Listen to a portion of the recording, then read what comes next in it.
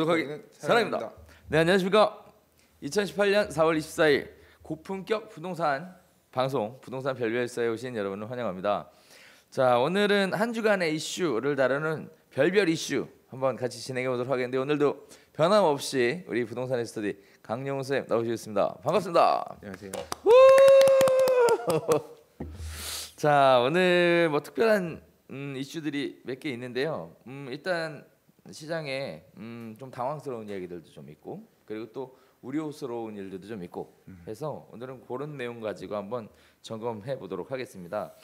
자, 일단은 전체적으로 부동산 시장 자체는 전세 가격, 강남을 중심으로 해서 전세 가격 하락이 지금 심화되고 있는 추세인 것 그런 같아요. 기사들이 좀 많이 보여요. 예. 네. 역전세 난 우려에 대한 네. 기사들이 많이 보이더라고요. 그렇죠. 지금 그래서 강남 전세 가격이 뭐 한 1억에서 4억 정도 주저앉았다 이런 얘기들 나오면서, 뭐 잠원동 아파트 같은 경우에는 14억에서 11억, 아크로 리뷰브 같은 경우에도 14억에서 11억, 삼성동 센트럴 아이파크 같은 경우에도 9억 정도로 해서 지금 전세가 지금 가격이 빠지는데, 많은 사람들은 이제 대규모 강남에 새로 입주하는 아파트들, 뭐 대표적으로 마크로 리버뷰라든지 송파 헬리오시티라든지 이런 아파트들 때문에 가격이 빠진다라고 보고 있는데, 이게 문제가 되는 게, 이게 지금 두 가지 큰 문제가 있는 것 같더라고요. 일단은 분양받았던 사람들은 전세에 놔서 잔금 치려고 했는데 거기서 문제가 생긴 거죠. 그러니까 자금 조달하는 부분에 있어서 그렇죠. 이제 전세 받아서 잔금 치르고 자금 이렇게 하려고 했던 분들, 또는 중간에 뭐 매수하셨던 분들도 있잖아요. 네네. 비싸게 매수하신 분도 있을 텐데, 네네. 이런 분들은 뭐 입주할 때 전세를 14억 받아야지 생각했던 게 11억밖에 안 되면 대출도 좀 막힌 상태고, 그렇죠. 그래서 좀 자금 조달 문제 때문에 약간 머리 아플 수 있는 우려도 있는 것 같고요. 맞습니다. 실제로 이 물량들이 강남권도 서초구, 강남구, 특히 서초구 쪽 그냥 입주 물량들이 단지들이 여러 개 있고, 송파 같은 경우는 헬리오시티 연말 입주가 물량이 뭐 9천 세대가 넘으니까, 뭐 임대 제외하고도 세대가 많으니까, 그렇죠. 워낙에 많으니까. 예, 이런 물량들이 많아서 조금 그 전세 가격들이 확실히 좀 조정된 모양새인 단지들이 있는 것 같아 보여요. 맞아요. 그래서 사실 저는 개인적으로 뭐 세 가지를 생각을 해봤어요. 근데 첫 번째가 아까 말씀드렸던 신규 분양받았던 사람들이 전세를 맞춰서 잔금을 치려고 했던 계획에 대한 차질. 그다음 두 번째는 전세 재계약 하시는 분들이 있는데, 이제 전세가 가격이 빠지다 보니까, 뭐 예를 들어 이전에 세입자가 9억에 살던데 재계약을 하면서 8억으로 내려가면 1억이라는 문제가 또 생기는 그게 거죠. 진짜 역전세죠. 그렇죠. 네. 적전세. 그러니까 임대인이 보증금을 마련해 갖고 와서 세입자가 나간다고 하면 전세를 새로 놓을 때 네네. 임대 가격을 낮춰야 되니까 돈을 네. 더 마련해야 되고, 또 그건 재계약을 하더라도 네. 기존의 임차인한테, 이번에는 임대인 임차인한테 돈을 줘야 되는 그런 상황이 생기죠. 그러니까요. 네. 이 역전세는 그다음에 또 세 번째 문제가 있어요. 일단은 갭 투자를 하는 사람들이 많잖아요. 네. 갭 투자를 한다는 게 결국은 전세를 놓을 걸 예상해서 갭 투자를 한 건데, 전세 물량이 그래서 급증을 하기 때문에 이제 수급에 문제가 생겨서 또 가격이 하락하는 문제. 고통스럽죠. 뭐 얼마 전에 네. 그 수도권에 그 아파트 경매 몇십 채 나온 일도 결국은 이렇게 일률적으로 전세 가격들이 빠지니까 그 전세금을 올려서 뭐 막기 하려고 했던 분들이 오히려 돈을 갖다 박아야 되니까, 돈을 더 내야 되니까 문제가 됐던 것처럼, 그런 문제들이 서울 안에서도 발생되는 지역들이 나올 수 있다. 네. 뭐 그렇게 되는 거죠. 자, 그러면 일단은 역전세라는 것이 시장에서 현재 큰 문제가 될 것으로 보여지고 있는데, 강 선생님은 예전에 역전세 한번 경험해 보셨잖아요. 저는 경험해봤어요. 그러니까 역전세를 경험하면서 역전세에 대한 일단 강 선생님 생각하는 생각하고, 그리고 역전세에 대해서 이제 처음 경험하시는 분들을 위해서 이렇게 대처해라. 역전세. 죄송합니다. 전화를 안 돌려놨네요. 예, 정신이 없어서. 역전세 대처 방법이요? 네, 일단 역전세 이렇게 역전 대처해라. 제가 사실 그래서 갭 투자가 상승장에선 정말 좋아 보이는데 네네. 적은 레버리지 말 그대로 타인의 자본을 활용해서 적은 돈을 가지고 집을 많이 살 수 있으니까 음. 갭 투자가 되게 좋아 보이지만 반대로 전세 가격이 빠지는 이런 역전세 시절이 오면 음. 답이 없거든요. 그러니까. 답이 없어서 음. 이 도미노예요. 그래서 사실 그래서 음. 그렇게 무리하게 레버리지 투자를 하는 건 좋지 않다라는 게 일단 첫 번째 생각이에요. 그리고 우리가 하지 말라 예, 그랬잖아요. 그렇게까지는. 예. 네네. 근데 많이 지금 이 정도까지 무너질 거다. 사실 지금 뭐 무너진 상황이 막 엄청나게 심하게 발생한 건 아니고 그렇죠. 이제 그럴 우려가 있고 일단 예상보다 높지 않은 금액이 나와서 간다고 하는데 음. 어떻게 해결을 할까요? 그러니까 나도 모르겠어. 역전세난 이렇게 대처하라. 어떻게 한번 좀 알려주세요. 아 왜 그러세요? 몰라. 일단은 수요하고 공급이 안 맞잖아요. 그래서 세입자 모시기 전쟁 어. 뭐 이런 거 있을 것 같고. 네. 일단 저런 게 있어요. 뭐가 있냐면 일단은 보면 그 기사도 얼마 전에 났는데 시세가 일반적인 전세보다 좀 많이 싼 전세가 나오기도 해요. 이렇게 입주 물량들 같은 경우 보통 보면 그러니까 서울보증보험 같은 전세금 반환 보증보험 상품 파는 데들이 있거든요. 네. 그것 중에서 이제 공공자금으로 쓸 수 있는 전세금 반환 보증보험도 있지만 서울보증보험 같은 민간 반환 보증보험도 있어요. 여기 네. 가입을 할 때는 이런 애들은 비용이 조금 많이 들지만, 그러니까 그 보증료가 많이 들어요. 보증료가 많이 들지만 그래도 조금 높은 한도까지 이 보증 가입이 되거든요. 그래서 선순위로 대출을 일부 받고 그다음에 후순위로 전세를 놓게끔 해서 처리들을 한 경우 이제 부동산 중개업소에서 아마 방법들을 알려줄 거예요. 그런 방법을 그러면 이제 그 보증 보험료 부담을 보통은 이제 임대인들이 하시는 경우가 많이 있는데 그런 식으로 하게 되면 일단 잔금은 치를 수는 있죠. 그렇죠. 예, 그게 뭐 선순위 대출 가격이 얼마고 전세 가격이 얼마 그래서 그 금액 가액 비율이 전체 가액 대비 몇 퍼센트 이런 식으로 정해지면 가입되고 이런 게 있거든요. 근데 이제 그런 방식으로 실제 서울보증보험이나 대한주택보증 같은 보험 상품을 이용하면 네. 시세 대비 90%까지 채권 최고액하고 전세 보증금의 합계액이 네. 맞춰지기 때문에 사실 선순위 대출을 받으면 되긴 해요. 말씀하신 것처럼. 네. 근데 두 가지 문제가 발생을 하죠. 하나는 보증료, 쉽게 얘기하면 보험료가 굉장히 비싸다는 거. 보통 1년 단위로 해서 1억에 한 40만 원 정도 하니까 그거 뭐 계산해 보면 꽤 돼요. 몇백 됩니다. 네. 그래서 그런 부분들에 보험료가 대한 많죠. 문제. 네. 생각보다. 보험료가 상당히 높다라는 거. 그런 문제가 또 있고.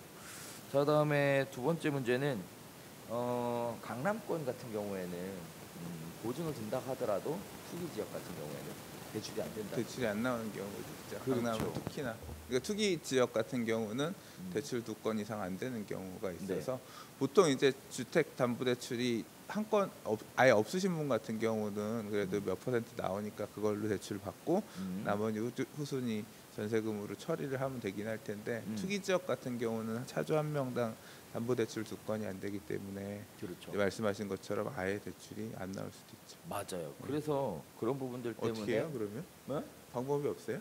있죠. 어저께 그래서 우리 또 특강했잖아. 어떻게 하면 돼요? 특강했잖아요. 네. 그래서 이런 얘기하면 좀 그렇지만 보통 이군금융권, 이금권 이금융권에 최근에 후순위 담보대출 후순위로 있더라고요. 금리가 좀 그 전세를 놓고 후순위로 대출을 그렇죠. 받는 후순위 거네요. 대출을 받는 건데 네, 그런 금리가 가능하더라고요. 그리고 그거를 중금리 대출이라고 중금리 부르더라고요. 대출. 네. 근데 이게 일단 안 된다고 생각을 했었는데 가능하더라고요. 오케이. 네. 그래서 정리를 해보자면 그래요. 아까 선생님 말씀하셨던 대로 여러 가지 방법들이 있는데요. 혹시라도 역전세난 때문에 고통받게 되실 여러분들을 위해 저희가 지금 생각나는 대로 좀 정리를 해보자면 일단 첫 번째는 소장님 말씀하신 대로 보증보험을 이용한 선순위 대출을 먼저 받고 그 다음에 후순위로 전세를 맞춰 넣는 방법이 하나가 존재를 합니다. 네. 자, 다음에 두 번째 방법은 뭐냐면 대출이라는 게 이루어질 경우에는 뭐 전세로 세입자를 맞추는 게 아니라 대출을 받고 월세로 세입자를 맞춰서 이자에 대한 부담을 월세를 받아서 해결하는 방법. 두 번째 방법이 또 존재를 하고요. 자, 근데 문제가 되는 게 뭐냐면 이제 투기 지역 같은 경우에는 대출이 잘 안 된다는 게 문제예요. 비율도 낮고. 자, 그다음에 세 번째 방법은 사업자 대출로 전환시키는 방법이 있습니다. 네, 그래서 아직 사업자 대출이 막히지 않은 상황이기 때문에 사업자 대출로 전환시켜서 푸는 방법이 있어요. 임대 사업자를 내서 사업자 대출로 해도 되고 그렇죠. 아니면 그냥 일반적인 사업자. 근데 그거는 또 주택하고는 다르니까 사업자 대출도 하나의 방법일 수는 있다는 얘기는. 그렇죠. 사업자 대출이 아직까지 막히지 않아서 60%까지 대출이 돼요. 네, 그래서 사업자 대출을 이용하는 방법 이렇게 세 가지 방법이 있고요. 자, 그다음에 네 번째 방법은 뭐냐면 아까 말씀드렸다시피 후순위 대출로 해서 이금융권을 이용한 중금리 대출이라는 게 있습니다. 그런 방법을 이용하는 방법 크게 한 네 가지 방법으로 요약해 볼 수 있겠는데요. 아무쪼록 역전세난이 벌어질 것이다라는 게 지금 시장에서 확실하게 예견이 되는 방향으로 흘러가고 있어서 아무래도 갭 투자를 하셨거나 또 분양을 받으셨거나 또는 세입자 재계약으로 인해서 전세 보증금 일부 돌려주셔야 되는 이러한 역전세난에 대비하는 방법이 크게 네 가지 정도 있다라는 거 저희가 기억나는 대로 좀 말씀을 드렸고요. 참고하시면 좋은 팁이 되지 않을까 생각을 합니다.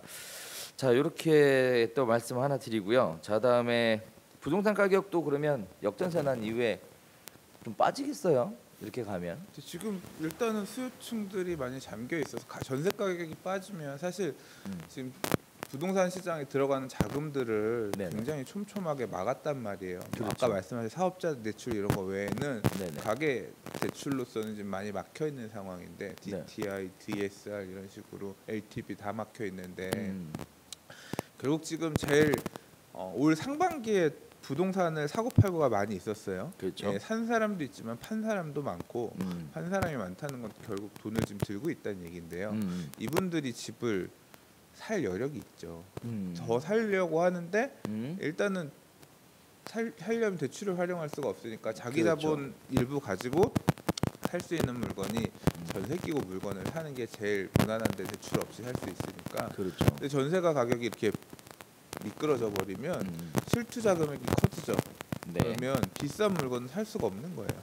그래서 만약에 이렇게 수요가 결국은 못 들어가면 가격도 조금 조정 장세로 단기간에 가격이 확 빠지거나 그러지는 않을 거라고 생각해요. 그냥 매도인들도 그렇게 막 지금 조급하거나 그런 시절이 그런 아닌데, 상황이 아니죠. 네. 그래서 좀 그런 거래가 준 상황에서 이 시장이 좀 거치면서 좀 가려고 생각하고. 근데 지금 뭐 역전세난 심각할 수도 있다 얘기는 하지만 그게 모든 지역에서 다 그런 게 아니라 서울 안에서도 좀 제가 생각할 땐 지역마다 조금 다를 거라고 생각하거든요. 예, 물량들이 있는 지역들 중심으로 있는 거고 아닌 지역들 사실 집값이 많이 안 오른 지역들도 많이 있거든요. 네네. 그래서 조금 상황 자체는 지역마다 다르게 나타날 것 같아요. 강남 지역들 같은 경우는 많이 오르기도 했고 이제 입주 물량 때문에 약간 이렇게 주춤하는 부분들이 있으니 좀 영향을 받을 것도 같고요. 한편으로는 또 올 4월, 7월부터 이제 본격적으로 특히 이제 7월부터 재건축 아파트들 이주들 시작되거든요. 네네. 그러면 입주 물량 외에 한편으로는 멸실도 같이 이루어져요. 그래서 또 다시 이렇게 좀 역전세가 보이는 것 같지만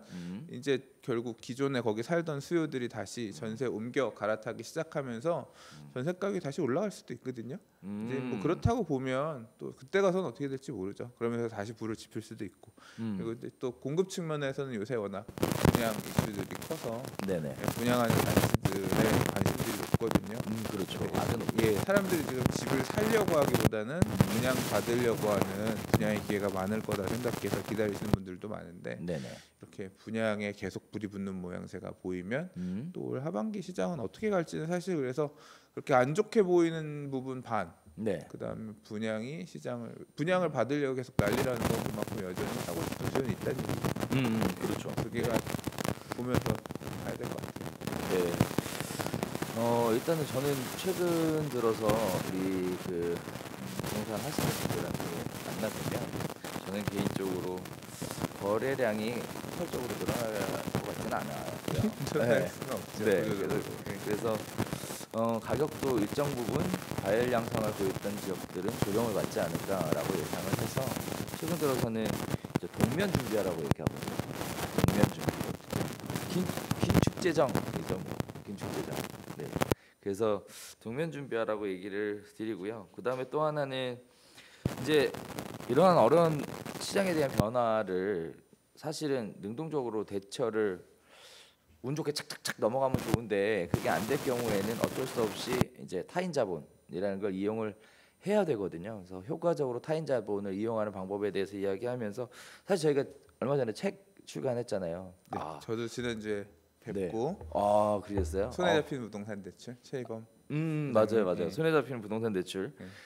인기가 올라가고 있습니다 지금. 네.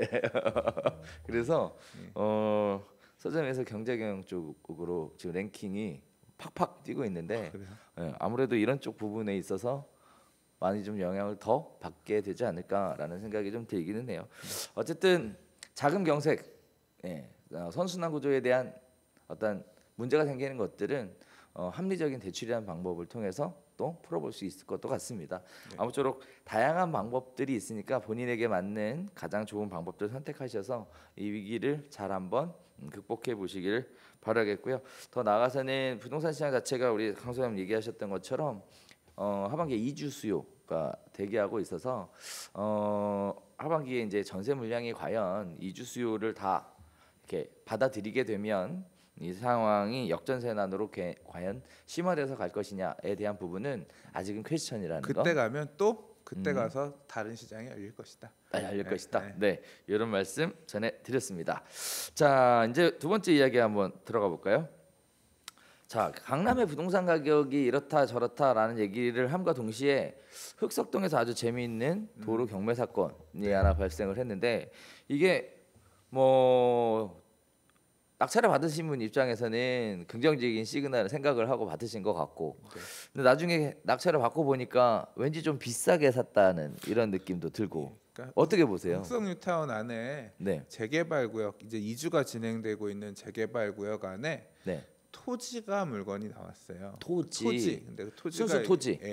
집이 있는 토지가 아니라 말 그대로 도로로 사용되고 있는 토지가 두 필지가 경매에 나왔는데 그 경매에 뭐 많은 분들이 입찰을 하셨대요. 근데 그 입찰에서 낙찰받은 금액이 감정평가 받았던 금액의 3배가 넘는 금액에 낙찰이 됐대요. 감정평가 금액의 3배요. 그래서 와, 이렇게 높게까지 낙찰되는 걸 보니까 참 이 재개발 구역 안에 이런 쓸모없는 도로 같은 토지들도 굉장히 유용하네. 뭐 이제 이런 관점에서 사실 사람들이 좀 접근하신 것 같고, 기사도 이제 그런 눈높이에서 맞춰서 많이들 쓰였더라고요.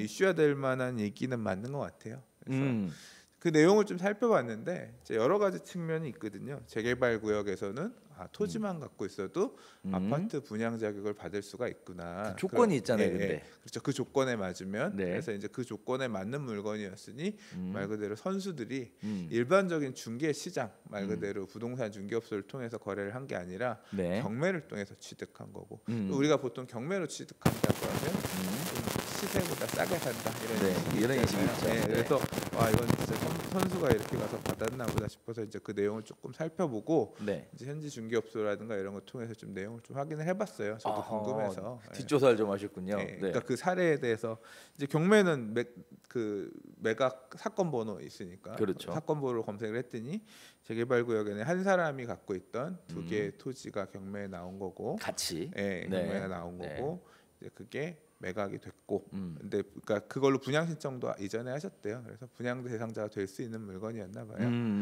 될 수 있는 물건이었던 것 같은데 양수하신 분은 받으면 당연히 분양권이 있다 생각했으니까 하신 건데 둘 다 받아야 되거든요. 하나만 받으면 안 돼요. 근데 2개 다 받았어요. 그래서 이제 분양 자격은 유지할 수 있게끔 된 것 같아요. 근데 이제 문제는 받는 금액이 문제인데 하나라도 못 받으면 안 되니까 2개를 다 쓰면서 가격을 합쳐서 한 6억 1,800 정도 쓰셨어요. 그러니까 납부해야 될 금액이 6억 1,800인데 이제 이게 평가 335% 정도 선에 입찰을 하기는 했지만 실제로 이게 이제 그 335%라고 하는 경매를 하기 위해서 법원에서 감정 평가를 한 거고요. 이제 재개발 조합에서는 보통 이제 조합원에 대한 종전자산 평가라 그래서 이제 권리가액 선정해 주는 게 있거든요. 나왔나요, 그게? 그거는 이제 벌써 나왔죠. 그 금액은 훨씬 적은 거예요. 실제로 한 1억 1천 몇백만 원 뭐 이 정도 나왔다고 하더라고요. 음. 그러니까 계산을 해보니까 이분은 이 아파트 조합원 입주권을 받기 위해서 한 거의 5억 돈 정도 되는 프리미엄을 얹고 산 셈이 되죠. 프리미엄만 5억. 그러니까 대단하네요. 매수하고 봤더니 네. 프리미엄은 5억 정도 준 셈이 된 것 같은데. 네. 그래서 그럼 이 주변에 지금 다른 조합원 물건들의 프리미엄 시세가 얼마인가 싶어서 봤더니 네. 뭐 훨씬 저렴한 수준인 거예요. 5억 원까지도 안 되는 거예요. 그러니까 오히려 경매로 받기는 받았지만 좀 사는 것만 못했다. 다른 사람들을 꺾고 받긴 받았지만 사는 것만 못한 거 아니냐, 승자의 저주가 아니냐. 이제 이런 얘기도 나오는데 또 모르겠어요. 이게 이제 그냥 이거는 가격만 놓고 봐선 그런데 경매라고 하는 건 그렇잖아요. 뭐 MPL이라 그러나요? 네. 그래서 뭐 채권을 대신 싸게 사면 매각 가격을 높게 사도 실제로는 뭐 먹을 게 있다. 뭐 이제 그런 이유가 있어서 그랬는지는 잘 모르겠어요. 네. 그러니까 말씀드릴 수 있는 거는 그렇게 받은 금액 일단 외형상 보이는 거는 그렇게 싸게 받으신 건 아닌 것 같더라고요. 그래서 그것만 보면 잔금 납부 안 하실 것 같은데 또 모르죠. 그런 뭐 채권이 있었는지 어땠는지. 근데 그 채권자가 개인이었던 것 같거든요. 그래서 아마 뭐 유동화 이런 회사가 그 채권을 갖고 있던 건 아니어서 좀 유동화 회사로부터 매입한 사람이 낙찰을 그런가? 그럴 수도 있겠네. 모르겠어요. 그런 세부적인 내부 그것까지는 잘 모르겠어요. 근데 아무튼 좀 자, 일단은 뭐 생각해 볼 게 몇 가지 있어요. 일단은 재개발 아파트에 경매든 투자를 할 때 주의할 몇 가지들이 있죠. 일단 첫 번째가 이제 분양 자격에 관련된 부분인데 지금 이 사건 같은 경우에는 두 개의 필지가 동시에 경매에 나왔다는 거, 그리고 전 소유자가 분양 신청을 했다는 거, 그리고 경매 낙찰을 통해서 두 개의 필지를 동시에 다 낙찰을 받았다는 거, 이 세 가지 조건 때문에 결국은 아파트 입주권이 있다라고 그렇죠. 판단되는 거죠. 이게 첫 번째. 양수한 방법이 경매일 뿐이지. 그렇죠. 온전히 취득했으니까. 자, 그다음에 두 번째 이야기는 우리가 이제 감정평가 금액이 실제 공표가 된 거냐, 아니면 예상 감정평가 금액이라는 걸 산출해서 접근할 거냐에 대한 기준에 대한 문제인데, 일단은 감정평가 금액이 이미 나와 있는 지역이란 말이에요. 거기에다가 감정평가 금액의 3배 가까이 되는 금액을 지불했다. 요거는 한번 따져볼 필요가 있는 게, 보통 감정평가 금액이 나오지 않은 상황에서는 공시지가 기준으로 해서 뭐 3배를 계산한다든지 하는 이런 약식 감정이라는 방식들을 종종 사용하는데요. 그런 걸로 볼 때 이게 지금 기준이 뭐 착각한 건 아닌가라는, 그러니까 살짝 재개발을 잘 알고 투자하셨을 것 같은데 왜, 네네. 그러니까 이렇게 높게 썼다라고 하는 아까 말씀드린 그런 이유가 네. 아닌가. 네네네. 그런 부분도 사실 배제할 수가 없는 것 같아요. 그렇죠. 네. 그래서 이제 그런 부분들에 대해서는 과연 낙찰 받으신 분이 어떠한 판단을 했을까에 대한 의구심이 좀 드는 부분들입니다. 거기에 따라서 이제 아까 강 선생님이 제기하셨던 MPL로 채권을 갖고 있던 사람이 본인의 채권을 그대로 유지하기 위해서 그 금액대로 인수한 건 아니냐라는 건데, 이거는 제가 사건을 보지 않았기 때문에 뭐라고 말씀드리기는 어렵고 네. 어쨌든 충분히 가능성이 있는 이야기이긴 해요. 자, 그다음에 또 마지막으로 세 번째는 프리미엄에 대해서 판정을 할 때는 이제 아무래도 프리미엄이 싼 게 좋지만 실투자 금액이 얼마냐에 따라 또 그렇죠. 프리미엄 차이가 발생을 하죠. 네. 이 물건 같은 경우에는 실투자 금액이 어찌 됐든 간에 한 6억 정도 지금 되는 걸로 이렇게 보여지고 있는데요.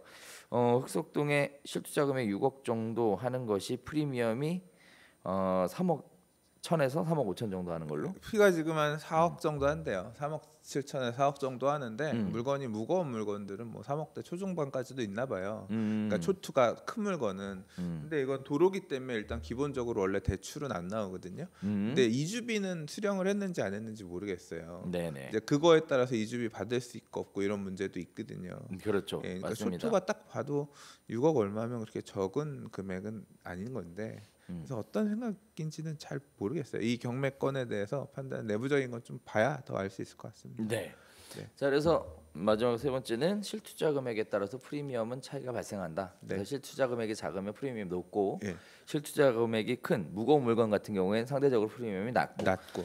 자, 이런 세 가지 부분에 대해서 확인해 가면서 재개발에 투자를 해야 한다는 거 참고하셨으면 좋겠고요.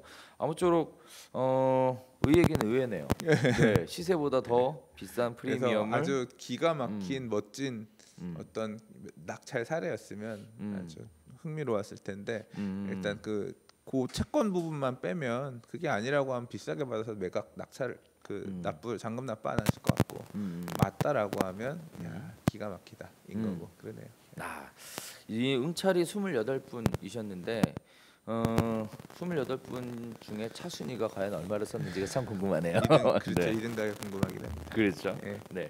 그러면 여러 가지 예상해 볼 수 있는 몇 가지들이 있는데 아무튼 현재까지 알려진 정보로는 여기까지 네. 말씀드리도록 하겠습니다.